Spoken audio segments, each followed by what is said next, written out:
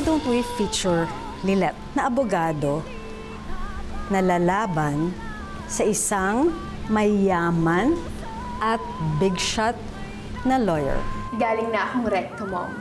At nakausap ko na yung bagong star witness natin. Cecilia Matias is gonna pay for the crime that she did. At lalo na yung anak-anakan niya si Lilet. As you know, hindi naging maganda yung image mo sa public dahil dyan sa mga scandals na kinasangkutan mo. Wala naman akong magawa sa korte pero matutulungan kita sa publiko. Bonnie, did you check the defense team's witnesses and their statements? Tinignan mo ba yung mga affidavits nila? Yes po. Okay, make sure maghanap ka ng mga loopholes. Find anything. Copy, attorney. What about our star witness?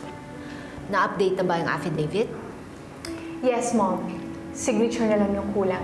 Okay, make sure na walang mahahanap na buta sa atin, ha? Yes, Mom. I'm on it. Good. I trust you. Attorney Simmons, excuse me po. May area daw po ngayong segment sa Abot Kami ng Katarungan tungkol sa Cecilia Matias murder case.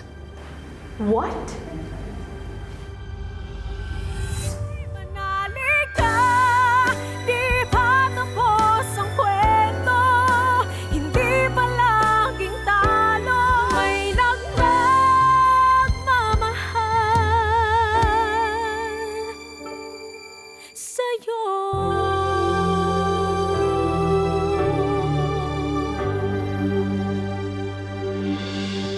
Please check on it. Yeah, I'll search it. Nang dahil sa isang maling paratang ng pagpatay sa isang napakabait na si Cecilia, siya ay nakulong. Bagay na nagtulak sa maliit na si Lilet na magkaroon ng malahiganting pangarap, ang maging isang abogado.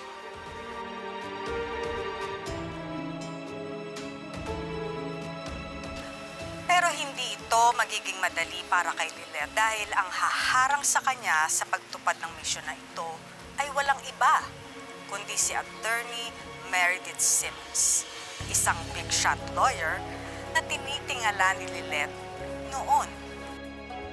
Isa daw siyang abogado ng mga mahihirap at mga inaapi, ngunit ngayon ay lawyer siya ng isang negosyante mula sa angkan ng mga Montinola. Lorena strikes again. Sinasabi ko na nga ba eh, sasawsawan talaga niya kung anong pwede niyang sawsawan eh. Saan hahantong ang David versus Goliath na laban na ito? Mapapalaya kaya ni Lilet ang kanyang pinakamamahal na nanay-nanayan? Grabe naman, Leslie. Iba pala talaga pag napanood na yung buhay mo, no? Kapit lang ah. Laban natin to. Kaalaman, karapatan, katarungan. Basta't sama-sama, abot kamay natin ang katarungan. Ako ang inyong kakampi, Lorena De Leon.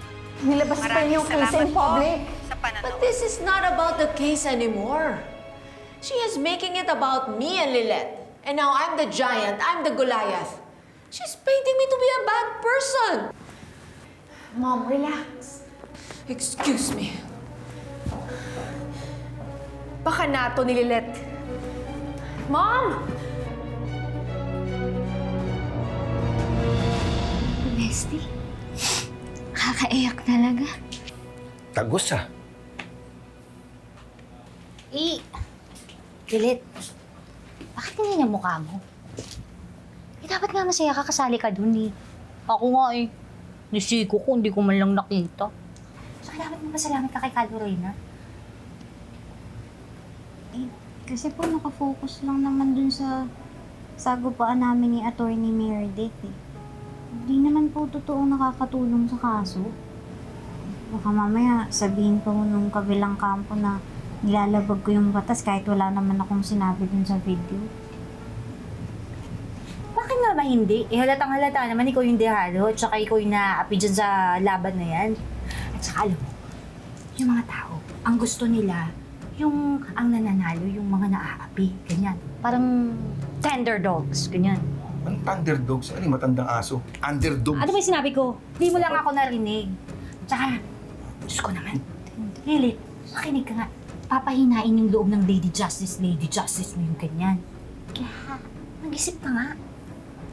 Lilet, huwag kang magpa-apekto dyan sa napanood mo. Oo, nandyan yan.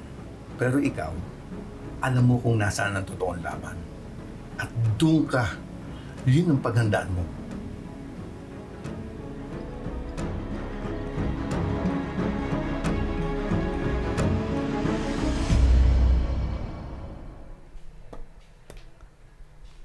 Gosh, I'm so damn pretty. Tingnan na lang natin kung hindi ma-fall sa akin si Ino tonight.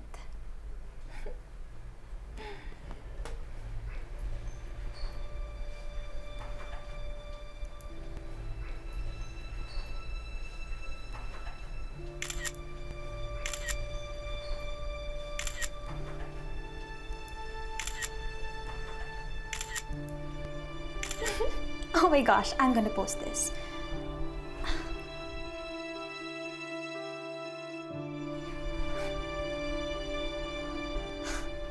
Ew! Bakit ba kailangan pa kitang makita sa feed ko? Kadiri. Eh ano naman, kung kawawa ka, edi ikaw na yung kawawa. Kapwisit. I can't believe that woman! I don't know why she's using me for her show or whatever. Mom, wag mo nang pansinin. Anong hindi ko papansinin? Nakita mo naman yung ginawa niya. See, that's the main reason why she's doing it to you. To demoralize you. Eh, you know naman, di ba? Super close sila ni Lilet. Well, whatever it is, we're going to succeed because justice is on our side. Right, Mom. At pagkatapos ng lahat ng to, mapapahiya lang din siya kagaya ng poppy niya. But you're a wolf, Mom. At nasa korte ang tunay na laban. And you are definitely gonna eat that little poppy Lilet in court.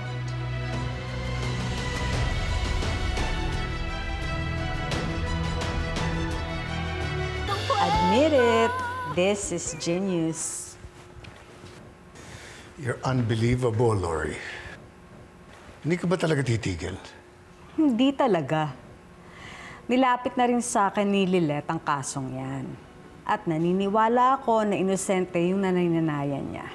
The more na na-expose yung kaso nila, the more din na na-expose kung anong klaseng abogado at babae si Meredith.